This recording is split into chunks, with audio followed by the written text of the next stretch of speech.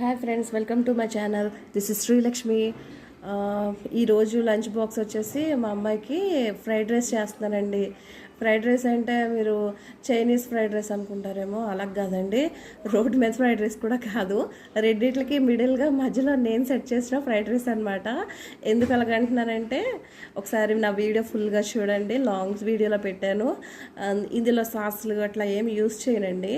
ఈ వెజిటేబుల్స్ తోటి rice mix చేసి నేను చేస్తాను. ఒకసారి నా స్టైల్లో ఒకసారి ఫ్రైడ్ రైస్ చూడండి. ఎందుకనంటే హెల్త్ ఈజ్ ఇంపార్టెంట్ కదండి. మా అమ్మాయికి రోజు ఇలా ఫ్రైడ్ రైస్లు బిర్యానీలు పెట్టినప్పుడు మసాలాలు అలాగే చేసేస్తే తనకి వేడి చేసేస్తుంది కదా. సో అందుకనేసి నేను సింపుల్గాన మసాలాలు ఎక్కువ వేయను నేను, అండ్ కారం కూడా ఎక్కువ వేయను. లైట్గాన మళ్ళీ తనకి వేడి చేసేస్తుంది అన్నమాట. సో ఇలా సింపుల్గా ట్రై చేస్తాను. Thank you. లాంగ్ వీడియోలో చూడండి, షేర్ చేయండి, సబ్స్క్రైబ్ చేయండి, కామెంట్ చేయండి.